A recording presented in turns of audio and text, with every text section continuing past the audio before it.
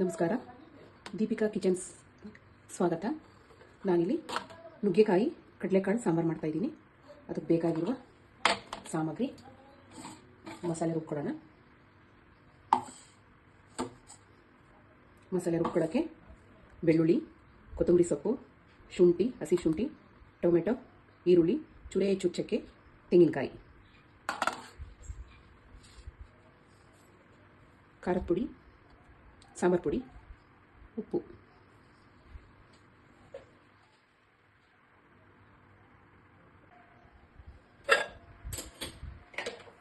ಒಗ್ಗರಣೆ ಮಾಡೋಣ. ಸ್ವಲ್ಪ ಎಣ್ಣೆ ಹಾಕೋಣ. ಸಾಕು.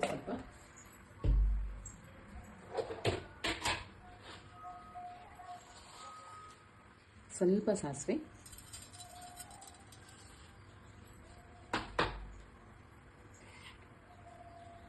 ಈರುಳ್ಳಿ,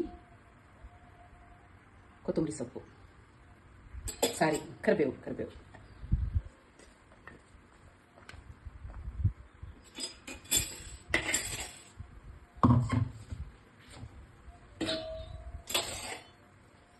ಈ ಥರ ನೈಸಾಗಿ ರುಬ್ಕೋಬೇಕು. ನೈಸಾಗಿ ರುಬ್ಬಿಟ್ರೆ ಚೆನ್ನಾಗಿರುತ್ತೆ ಸಾಂಬಾರು.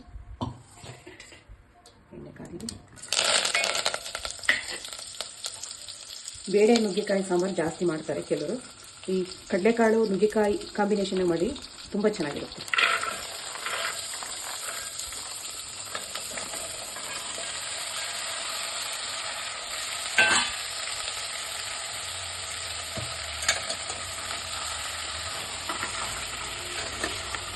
ಮುದ್ದೆಗೆ ಚೆನ್ನಾಗಿರುತ್ತೆ ನುಗ್ಗೆಕಾಯಿ ಸಾಂಬಾರು, ಕಡಲೆಕಾಳು ನುಗ್ಗೆಕಾಯಿ ಸಾಂಬಾರು.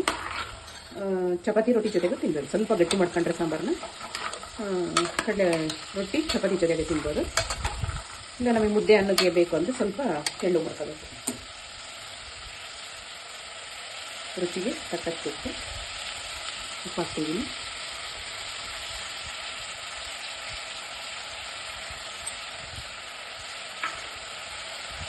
ಈ ನುಗ್ಗೆಕಾಯಿ ಸಾರು, ನುಗ್ಗೆ ಸೊಪ್ಪು ತುಂಬ ಒಳ್ಳೆಯದು, ತುಂಬ ಪೌಷ್ಟಿಕಾಂಶ ಇರುತ್ತೆ. ಈ ನುಗ್ಗೆಕಾಯಿ ಕಟ್ ಮಾಡಬೇಕಾದ್ರೆ ಈ ಸಿಪ್ಪೆನೆಲ್ಲ ತೆಗೆದುಬಿಡ್ತಾರೆ ಕೆಲವರು. ಈ ಮೇಲಿನ ಸಿಪ್ಪೆನೆಲ್ಲ, ಆ ಸಿಪ್ಪೆ ತೆಗಿಬಾರ್ದು. ಆ ಸಿಪ್ಪೆ ತೆಗೆದ್ರೆ ಅದರಲ್ಲಿರೋ ಪೌಷ್ಟಿಕಾಂಶ ಎಲ್ಲ ಹೊರಟೋಗುತ್ತೆ. ಹಾಗಾಗಿ ಸಿಪ್ಪೆ ತೆಗಿಬಾರ್ದು. ಹಚ್ಬೇಕಾದ್ರೆ ಒಂದೊಂದ್ಸರಿ ಬರುತ್ತೆ, ಅದನ್ನು ತೆಗೆದಾಕಿ ನಾವೇ ತೆಗ್ದಾಕಬಾರ್ದು. ಅದನ್ನು ಸಿಪ್ಪೆ ತೆಗ್ದಾಕಿದ್ರೆ ಅದು ನುಗ್ಗೆಕಾಯಿ ತಿನ್ನೋದು ಒಂದೇ, ಬಿಡೋದು ಒಂದೇ. ಅದರಲ್ಲಿರೋ ಪೌಷ್ಟಿಕಾಂಶ ಎಲ್ಲ ಹೋಗುತ್ತೆ. ಮತ್ತು ಈ ನುಗ್ಗೆಕಾಯಿ ಸೊಪ್ಪು ಇದೆಲ್ಲ ಬಾಣಂತಿಯರಿಗೆ ತುಂಬ ಒಳ್ಳೆಯದು.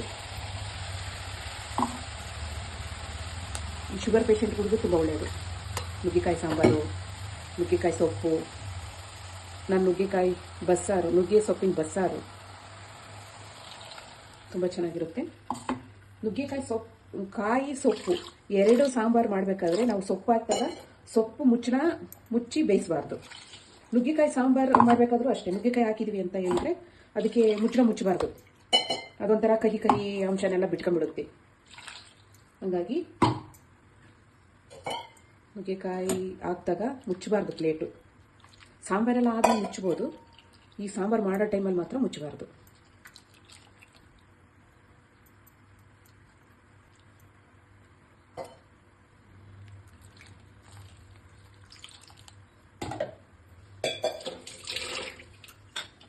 ನೋಡ್ಕೋಬೇಕು ಸಾಂಬಾರು ನಮಗೆ ಎಷ್ಟು ಬೇಕೋ ಅಷ್ಟು ಮಾಡ್ಕೋಬೋದು. ಇನ್ನೊಂದು ಸ್ವಲ್ಪ ನೀರು ಬೇಕಂದ್ರೆ ನೀರು ಹಾಕ್ಕೋಬೋದು.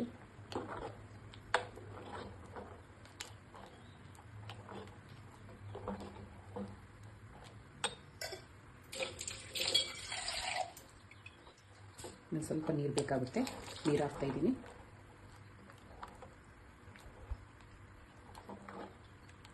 ಮುದ್ದೆಗೆ ತುಂಬ ಚೆನ್ನಾಗಿರುತ್ತೆ. ಮುದ್ದೆಗೆ, ಅನ್ನಕ್ಕೆ ಸ್ವಲ್ಪ ಗಟ್ಟಿ ಮಾಡ್ಕೊಂಡ್ರೆ ಚಪಾತಿಗೂ ತಿನ್ಬೋದು.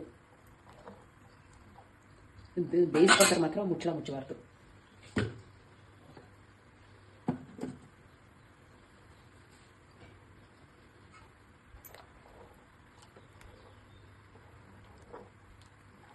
ಈ ನುಗ್ಗೆ ಸೊಪ್ಪಿಂದು ಮಸೊಪ್ಪು ಸಾಂಬಾರು ಮಾಡ್ಬೋದು. ತುಂಬ ಚೆನ್ನಾಗಿರುತ್ತೆ ಮಸೊಪ್ಪು ಸಾಂಬಾರು. ನಾನು ಮುಂದಿನ ವೀಡಿಯೋದಲ್ಲಿ ತೋರಿಸ್ತೀನಿ ಯಾವ ಥರ ಮಾಡಬೇಕು ಅಂತ. ದಯವಿಟ್ಟು ಲೈಕ್ ಮಾಡಿ, ಸಬ್ಸ್ಕ್ರೈಬ್ ಮಾಡ್ಕೊಳ್ಳಿ.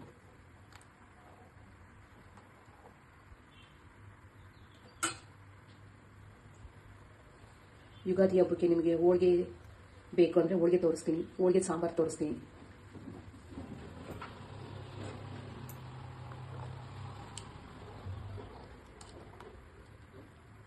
ತುಂಬ ಚೆನ್ನಾಗಿರುತ್ತೆ ನುಗ್ಗೆಕಾಯಿ ಸಾಂಬಾರು. ನೀವು ಮಾಡ್ಕೊಳ್ಳಿ. ಈ ಥರ ಕಡಲೆಕಾಳು ನುಗ್ಗೆಕಾಯಿ ಕಾಂಬಿನೇಷನಲ್ಲಿ ಮಾಡ್ಕೊಳ್ಳಿ, ತುಂಬ ಚೆನ್ನಾಗಿರುತ್ತೆ. ನೀವು ಮಾಡ್ಕೊಂಡು ಒಂದು ಸರಿ ಊಟ ಮಾಡಿ, ತುಂಬ ಚೆನ್ನಾಗಿರುತ್ತೆ. ನೀವೇ ಹೇಳ್ತೀರಾ.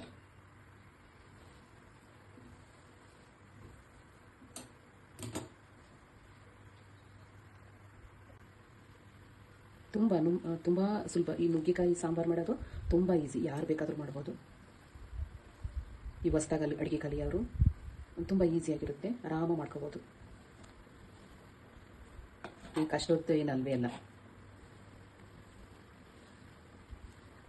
ಈ ಥರ ಮುಂದೆ ನಿಂತ್ಕೊಂಡು ಸಾಂಬಾರು ಹಾಕೋವರೆಗೂ ಸ್ವಲ್ಪ ಮುಂದೆ ನಿಂತ್ಕೊಳ್ಳಿ, ಯಾಕೆಂದರೆ ಮುಚ್ಚಲ್ವಲ್ಲ ಪ್ಲೇಟು, ಹಾಗಾಗಿ ಏನಾದರೂ ಬಿದ್ದಿದ್ದೋ ಇದಕ್ಕೆ ಅಷ್ಟೇ ನಮ್ಮ ಹುಷಾರು ನಾವು ಇರಬೇಕು ಅಂತಂದು.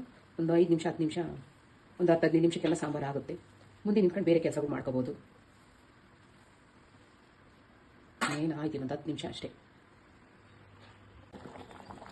ನಾವು ವಾಯ್ಸ್ ಓವರ್ ಕೊಡಲ್ಲ, ಮನೇಲಿ ಯಾವ ಥರ ಮಾತಾಡ್ತೀವೋ ಅದೇ ಥರನೇ ಇದು ಮಾತಾಡ್ತೀವಿ. ವಾಯ್ಸ್ ಓವರ್ ಎಲ್ಲ ಕೊಡೋಕೆ ಹೋಗಲ್ಲ, ನ್ಯಾಚುರಲ್ ಆಗಿರಲಿ ಅಂತ.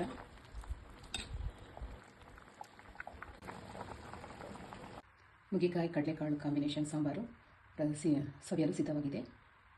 ಓಕೆ, ಲೈಕ್ ಮಾಡಿ, ಸಬ್ಸ್ಕ್ರೈಬ್ ಮಾಡಿ, ನೀವು ನಿಮ್ಮ ಮನೇಲಿ ಮಾಡ್ಕೊಂಡು ಊಟ ಮಾಡಿ.